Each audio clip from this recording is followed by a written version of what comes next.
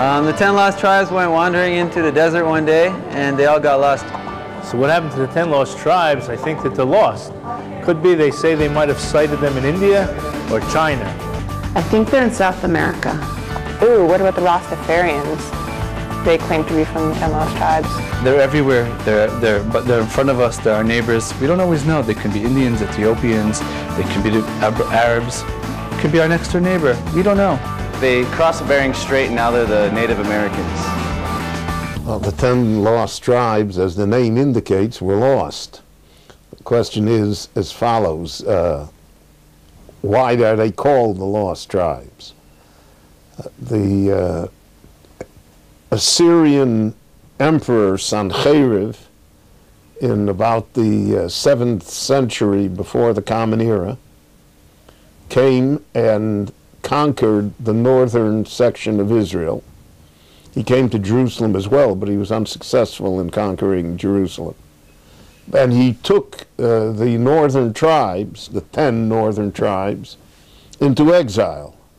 But unlike the exile of the tribes of Judah and Benjamin later, where we know where they settled and they retained the Jewish life, what happened to the 10 northern tribes is really not known to us. Whether they assimilated into other nations, there is a theory, which is probably correct, that many of them returned and became absorbed into the tribe of Judah. They returned to the land of Israel and they became absorbed in the tribe of Judah. There's also a famous legend that the 10 tribes exist in a kingdom of their own behind the magical river that is made up of fire and brimstone, and that they can't cross until the time of the Messiah, and we can't cross to them. That was a legend about the river Sambatyon that was very popular in the Jewish world. But in the reality of the matter, the 10 lost tribes as entities were lost. Individual Jews were not lost. The individual Jews either came back, as I mentioned before, and became part of the general structure of Judah and later of the Jewish people, or in many cases they may have assimilated into the nations that they found refuge, that they lived in, and in many cases they may have retained some sort of their Jewish identity as well. There are many crypto-Jews in the world who claim to be descendants of the 10 lost tribes. In fact, there's a theory among certain Englishmen that the English are descendants of the 10 lost tribes. I've heard from Japanese that the Japanese are descendants of the 10 lost. You know, everybody wants to be Jewish but the Jews. But the idea of the 10 lost tribes has remained fascinating throughout all of world history, not just Jewish history. So they're lost, but they're not really lost because their idea and their identity still remains as one of the great puzzles that interest people until today.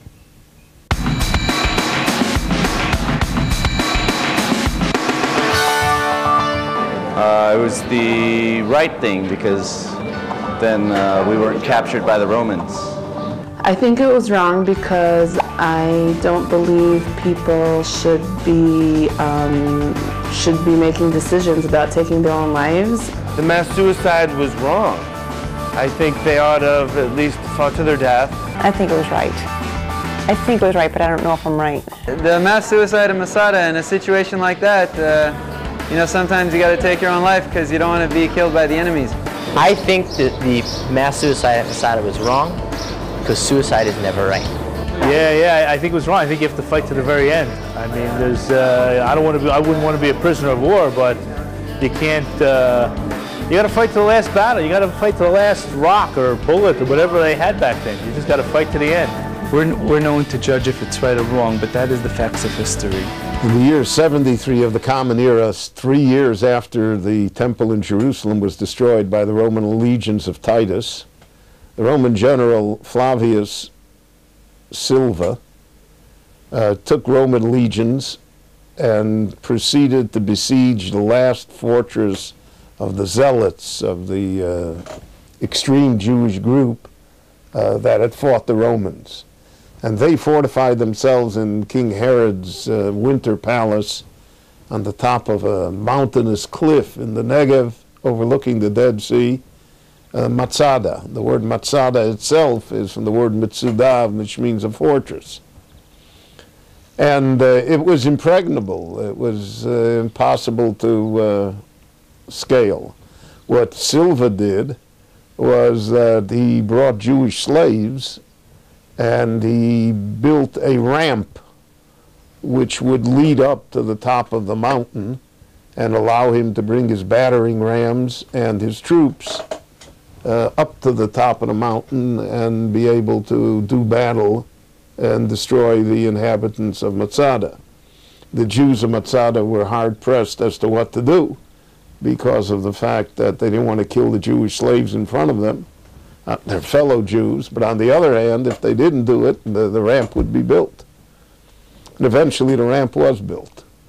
And it became apparent to the Jews in Matzada that they would not be able to hold out against this enormous force that Flavio Silva commanded, and that their fate was sealed. According to Josephus and others, Elazar ben Yair, the Jewish commander, the head of the zealots in Matzada, then decided that the only way out was a mass suicide. Rather than submit to Roman rule, suicide was a preferable course of action. In Jewish history, suicide is never seen as being especially heroic, though there are circumstances when it was allowed halachically rather than, for instance, to become an idol worshiper or a convert or be terribly tortured or abused. But whether Matzada, the people of Matzada, we can't really second guess them easily. But there are mixed reviews as to whether or not their suicide was justified. Maybe it would have been better to go into Roman slavery, as all the Jews practically did, but the Jews were soon redeemed from it and built a Jewish community all over the world. Even in Rome, they built a strong Jewish community, and the Jewish people survived. So perhaps the best thing would have been to surrender and survive as Jews.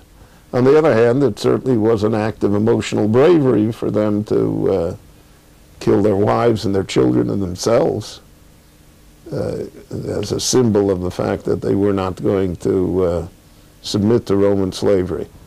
I think in the long run of history, probably there's more negative view than positive view, though in the heroic annals in the state of Israel, Matzada is always portrayed in a positive view and as a positive thing, as an act of bravery.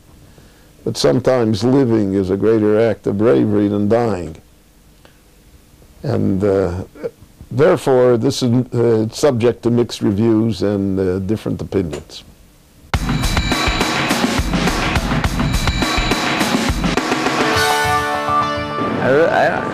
Were Jews expelled from England? I mean, the British people are known for like their mannerisms and their being civil. I couldn't imagine what the Jews could have possibly done or how they could have behaved that they would have been expelled. I've always thought the British and the Jews didn't have such a good rapport. The Jews were expelled from England because they didn't like our yarmulkes. Yeah, the Jews were expelled from England because they weren't good Christians, and it's a good thing to search for freedom somewhere else. In the Middle Ages, when the Crusades took place, one of the ideas of the Crusaders was, why do we have to go all the way to the land of Israel to fight non-Christians, and we have so many non-Christians amongst us, the Jews?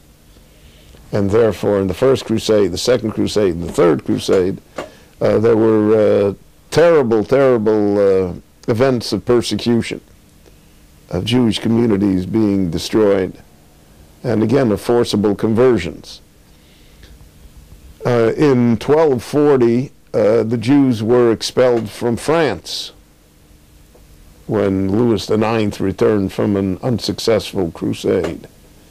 In the beginning of the 13th century, the Jews were expelled from England, again when Richard the Lionhearted returned from a basically unsuccessful crusade. And so to a certain extent they took out the defeat that they suffered at the hands of the Muslims, they took it out on the Jews, who were defenseless and were unable to withstand the armed assault of the government and of the Crusaders. In that time, the blood libels were invented. All of the calumnies regarding Jews that were created in the Middle Ages by the Christian world, and which unfortunately have survived even till today, all of that became part and parcel of society and of the government and of the king. And the simplest solution, therefore, was to get rid of the Jews. Hitler had a solution. He got rid of the Jews by killing them. The solution in the Middle Ages, even though many Jews were killed, but basically the solution in the Middle Ages was exile. The Jews were driven out of Spain, driven out of England, driven out of France. And the Jews were out of England for 500 years. It's only in the 18th century that they began to trickle back. The Sephardic Jews came in first, and they lived unofficially, because the decree was not revoked until the 19th century, till the Jew bill was passed in the House of Parliament in the late 1800s, middle 1800s. But in the 1700s already, there was a Jewish community. Oliver Cromwell allowed Jews to return when he was in power. But for a period of 500 years, England was what we could say Judenrein. There were no Jews there. And England had a long tradition of anti-Semitism, anti-Jewishness. And even though England has led Europe in terms of democracy, etc., nevertheless that stain has not been completely erased.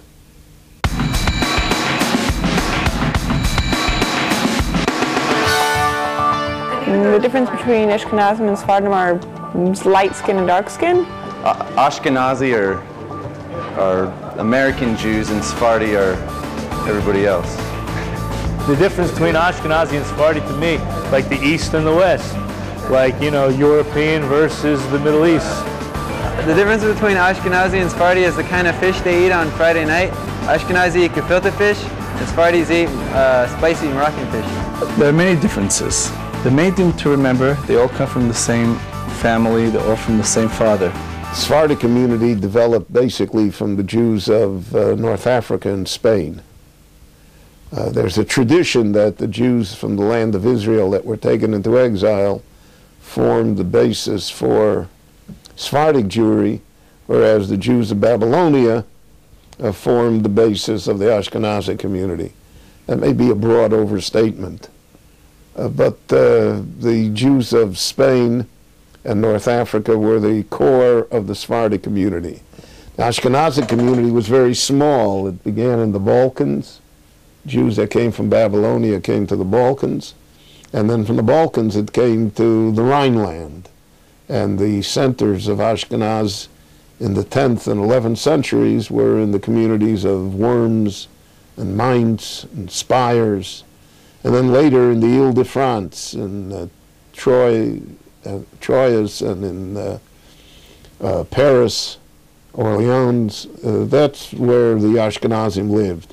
It's estimated that in the 12th century there probably were no more than 10,000 Ashkenazim in the world. The Sephardim were much more numerous. But the Ashkenazim, the word Ashkenaz is based upon the Hebrew word that was used for Germany. Ashkenazim moved east. Their basis was Germany. The language they developed, Yiddish, was a colloquial form of Low German, which they Hebraicized and made it their own dialect, their own language. And they continued to move east until they came to Poland and Lithuania, and eventually Russia, Hungary, Romania, Central Europe. And this group, the Ashkenazim, became the most numerous and the most influential group in the Jewish world.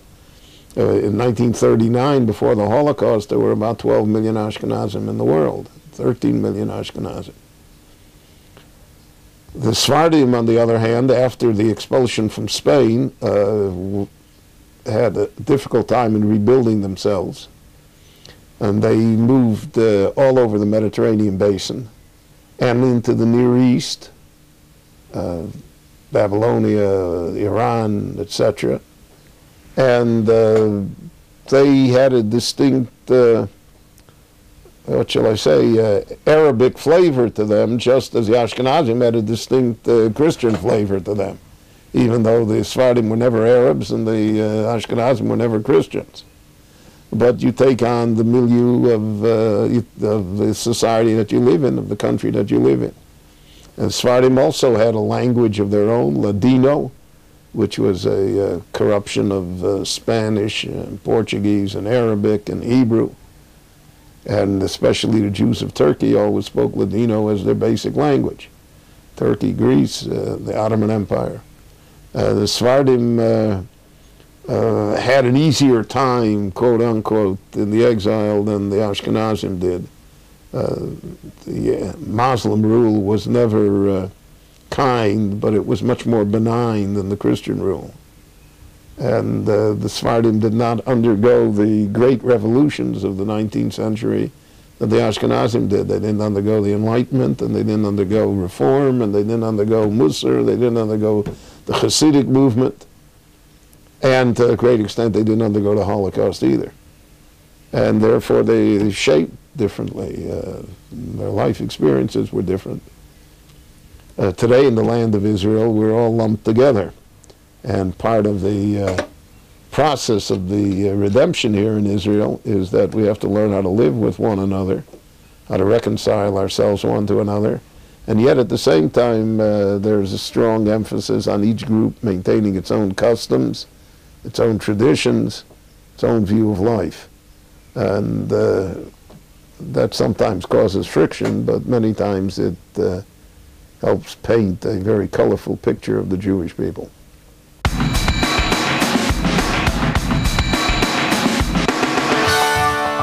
If the Jewish people had never existed, that's a hypothetical that is unanswerable.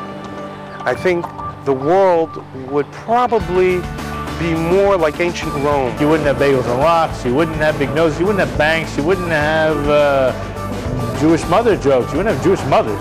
There wouldn't be electricity and there wouldn't be knedalach. We wouldn't have Hebrew National hot dogs and Sandy Koufax. If the Jewish people had never existed, there'd be no E equals MC squared. There's a little book, a famous little book called The Gifts of the Jewish People to the World. You know, it's hard to play that game, how would the world look without the Jewish people? But the main gifts, monotheism, the Hebrew Bible, the basis of moral civilization, those things would not be around. And really all of civilization is based upon those things. And then you have the contributions of individual Jews. I'm not talking about the 146 Nobel Prize winners, but the individual Jews over all of the centuries.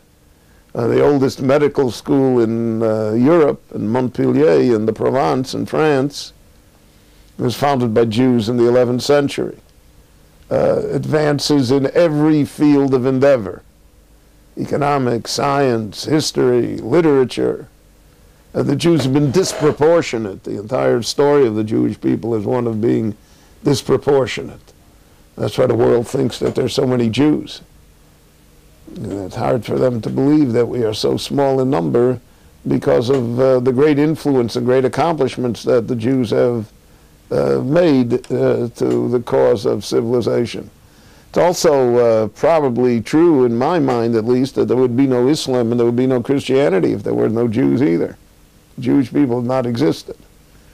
And we could probably be looking at a paganistic world, the same type of world that, for instance, exists in Asia until today. A world of idols and all sorts of superstitions that does not have the breadth and the understanding that monotheism brings to culture and to faith and to civilization. So the Jews have made themselves pretty indispensable in certainly in the Western world, in the history of the Western world and of the world generally, by the Torah and also by the individual contributions that Jews have made in every field of endeavor, and every field of human progress, and every field of human knowledge.